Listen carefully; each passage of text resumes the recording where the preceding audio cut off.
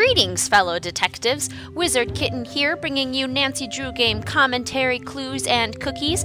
And today we are going through our review for the 22nd mystery in the Nancy Drew series, Trail of the Twister.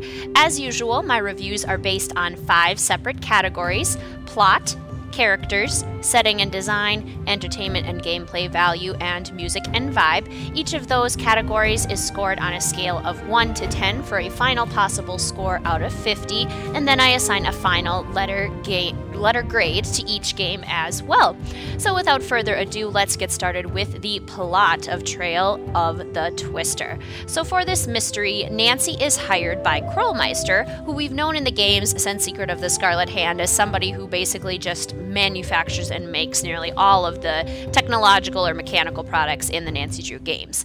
So he has called Nancy and asked her to go undercover for a storm-chasing team in Oklahoma, where he has provided a lot of the equipment, but a lot of the equipment has been getting broken under some kind of mysterious circumstances. Krollmeister thinks there's probably some foul play going on there, so Nancy is asked to go undercover and figure out what is going on. While she is in Oklahoma, it happens to be basically tornado season. Oklahoma is right within Tornado Alley, so there are lots of tornadoes, and the storm-chasing team is doing everything it can to really put itself in front of those tornadoes because they are trying to learn about tornado genesis. So Nancy's role here is to basically pretend to be part of the team while also trying to figure out if anyone in the team is trying to sabotage the team deliberately. It's an interesting undercover mission because Nancy's role essentially becomes, I will be your gopher. There are prairie dogs in the games, not gophers, but it reminds me of that. So Nancy will be her gopher, that she will run around, she will do errands, and she will be a mechanic, an electrician. She will fix anything that is broken. And that's essentially what Nancy spends almost the entirety of the game doing. The plot of the game itself, I feel like, had more potential and was honestly bogged down by Nancy's original purpose of being at the farm. Because she is working undercover in basically a role that involves all of this mechanical work, that's really all she spends her time doing. Any information that she gathers is not gathered through good detective work, it's gathered almost by proxy, just by being there and overhearing things. There's really nothing that she is doing to actually solve the mystery. She's just getting all of the information thrown at her, which honestly is very disappointing and feels not at all like a good mystery story. You don't want your detective to just accidentally find all of the answers. The detective should be actively doing something to be a good detective.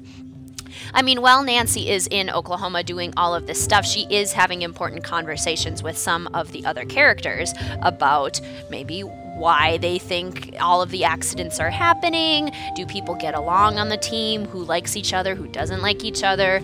So a little bit of gossip here and there, but really that's the only way that Nancy gets clues other than by, I'm going to go to this location and I will happen to find something that will help me solve this mystery. It's really not a solid plot.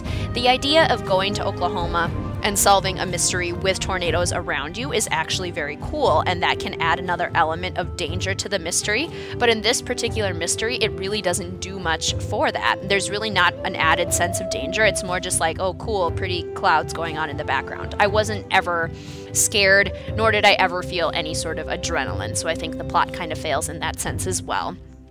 It is by no means a horrible plot. There is still a storyline that is easy to follow. It's relatively organized. We usually know what's going on. There are some times where things will happen out of order if you accidentally talk to one person at the wrong time or accidentally go to bed a little bit too early. So there's a problem there as well with the plot. It's not the worst plot in the Nancy Drew series by any means, it's just not something that stands out as excellent. So overall, I give the plot of this mystery a 7 out of 10.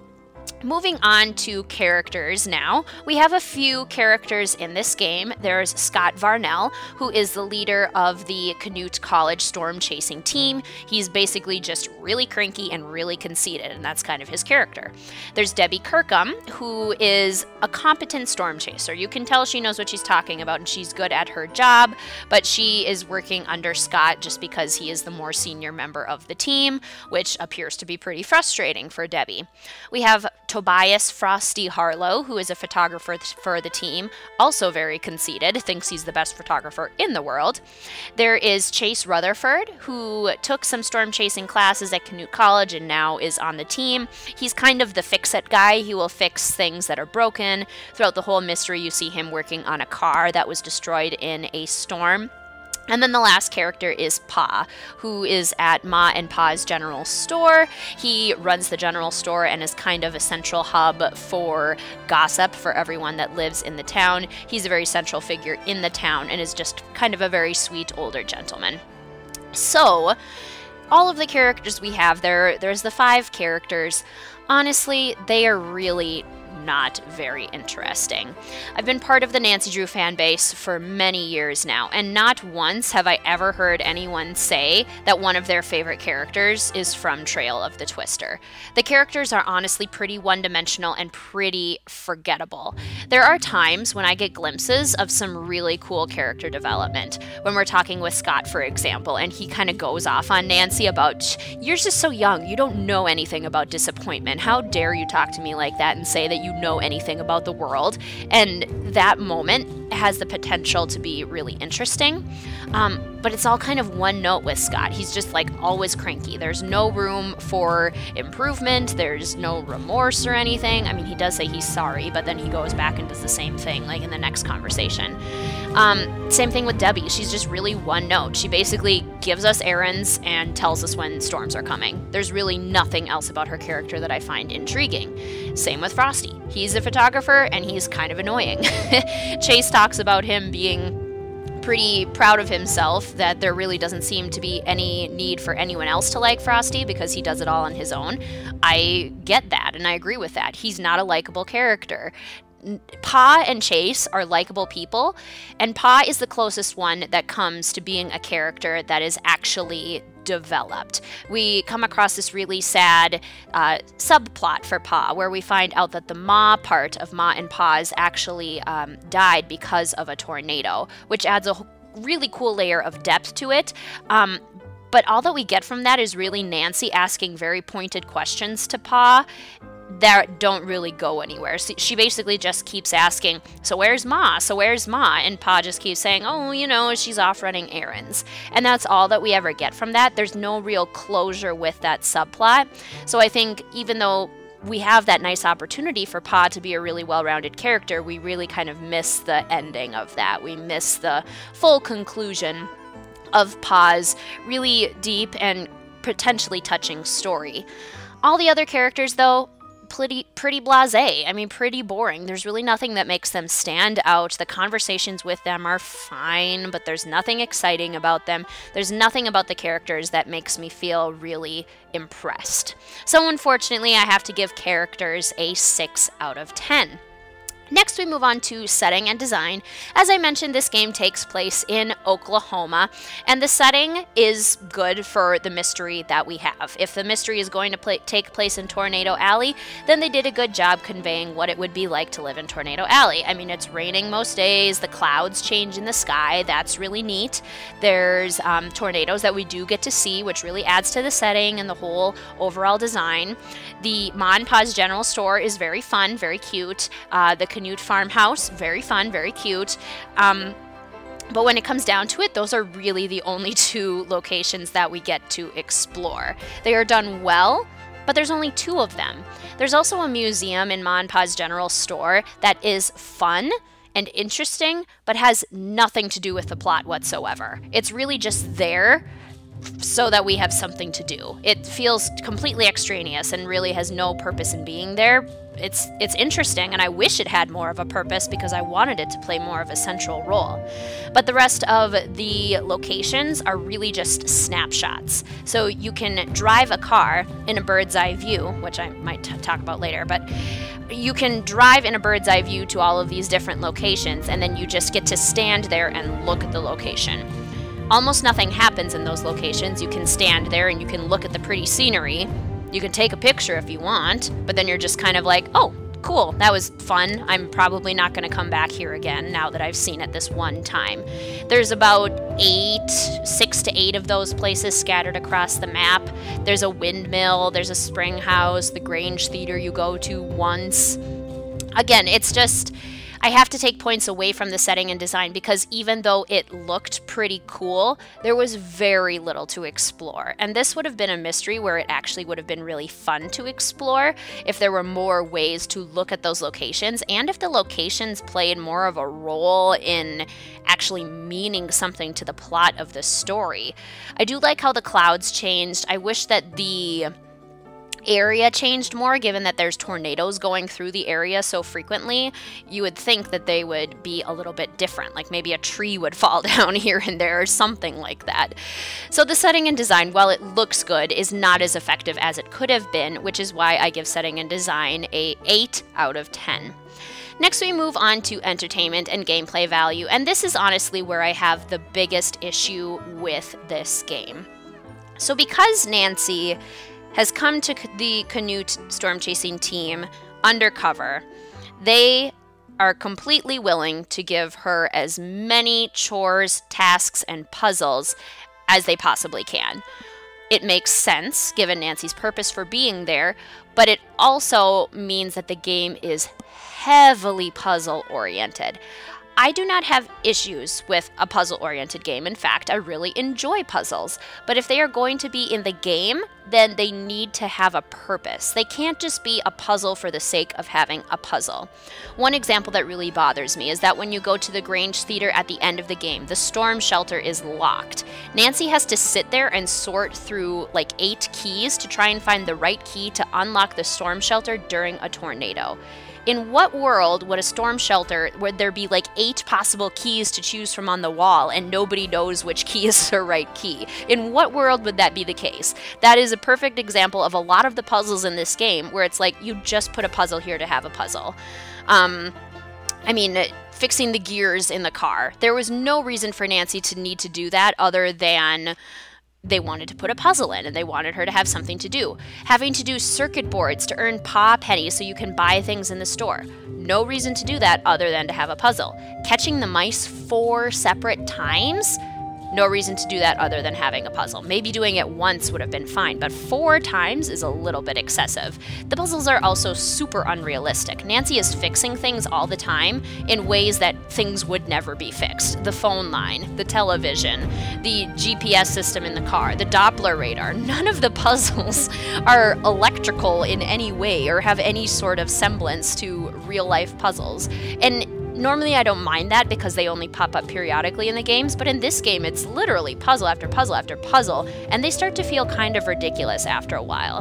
The first time you play this game, it's honestly not so bad, it's kind of fun, the challenge is kind of unique, but every time I have replayed this game, I just find myself sighing and rolling my eyes and thinking, oh my gosh, I have to do this puzzle again. What is the point of this puzzle? And that's honestly really frustrating, and it becomes really distracting and takes away a lot of the entertainment and gameplay and replay value of the game. It's just really upsetting, honestly. I think the game had so much more potential to be really interesting, but because they made it so puzzle heavy, I mean, the prairie dogs too. What was with moving the prairie dogs? There was no point to that other than to give Nancy something to do. It was just bogged down by way too many useless puzzles. If you enjoy puzzle-heavy games, you may really like this one, but for me, the puzzles need to have meaning. So unfortunately, I have to give this game a 5 out of 10 for entertainment and gameplay value. The final category is music and vibe, which takes into account how the music adds to the game and the overall feel of the game. Does it feel right given the plot, the setting, and everything coming together? And honestly, I think this game does a pretty decent job of that. Like I said before, I never really felt adrenaline during the tornado moments. I never really felt scared or rushed or worried in any way. The tornadoes, I think it's very difficult to make a tornado feel realistic when you're watching it on a computer screen. You just kind of see the clouds moving, but the force of a tornado is compelling because of the sensory experience that you get, feeling the wind blowing around you, feeling the ground shake from the sheer force of it. You can't really do that through a computer. You can get intense music and intense sound effects, but you can't really get anything else. So they did a decent job with the tornadoes. They did look very cool.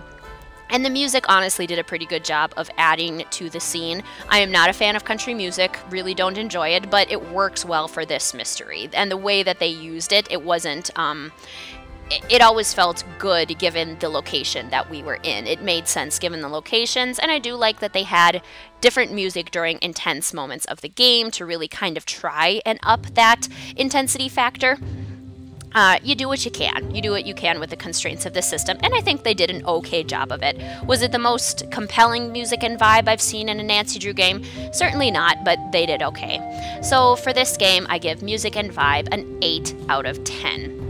Now when we add up all of our scores, we have 7 for plot, 6 for characters, 8 for setting and design, 5 for entertainment and gameplay value, and 8 for music and vibe. We get a total score of 34 out of 50, which means that I give Trail of the Twister a C-. Now this is a pretty low-rated game for me, and again I think it honestly comes down to the plethora of puzzles. Plethora being not a good thing in this situation. There's just way too many, and it makes the game less fun to play. If it was maybe balanced out with more compelling characters or a more interesting plot line, or if they had found a way to like really push the tornado angle and make it more interesting, maybe things would have worked out better. But this game honestly ends up feeling pretty flat for me. It doesn't feel memorable. I very rarely hear fans saying that it's one of their more favorite games or ones that they are like always going to pick up when they want a really fun game. It just doesn't seem like that kind of adventure. Do I recommend playing this game?